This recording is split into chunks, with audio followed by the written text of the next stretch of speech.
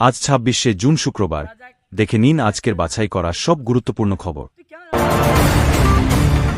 শওকতের ছেলের ক্যাফে ঘিরে আইএসএফের শক্তি প্রদর্শন, ৭ দিনের আল্টিমেটাম আরাবুলের। তারাতলার গডাউন দুর্ঘটনায় শোকপ্রকাশ হুমায়ুন কবিরের, দ্রুত উদ্ধারকাজের দাবি। তারাতলা গোডাউন বিপর্যয়ে মৃতদের পরিবারকে ১০ লক্ষ টাকা ক্ষতিপূরণ। নির্মীয়মান বিল্ডিংয়ে কড়া পদক্ষেপের ঘোষণা। এই দেখুন ফিরহাদ হাকিমের তারাতলা কাণ্ডে বিধানসভায় নথি দেখালেন শুভেন্দু। উত্তর দিলেন ববিও। দিদি নং ১ থেকে বিদায় রচনা বন্দ্যোপাধ্যায়ের, চোখে জল নিয়ে ক্ষোভ উগরে দিলেন অভিনেত্রী সাংসদ।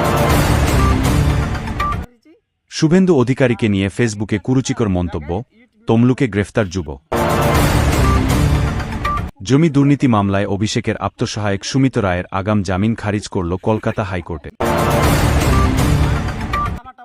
সংগঠিত অপরাধ দমনে করা আইন আনছে সরকার। ১ বছর প্রতিরোধমূলক আটক ও সম্পত্তি বাজেয়াপ্তের প্রস্তাব। শ্যামাপ্রসাদ মুখোপাধ্যায়ের জন্মদিনে সরকারি ছুটি, স্কুলে পালিত হবে শ্যামাপ্রসাদ পক্ষ। তৃণমূল সরকারের দুর্নীতি নিয়ে শ্বেতপত্র প্রকাশের ঘোষণা, কলেজ শিক্ষকদের বেতন বাড়ছে ২,০০০ টাকা। বিজয়ী দলের হাতে ট্রফি তুলে দেবেন ট্রাম্প, নিজেদের রীতি নিজেরাই ভাঙতে চলেছে ফিফা।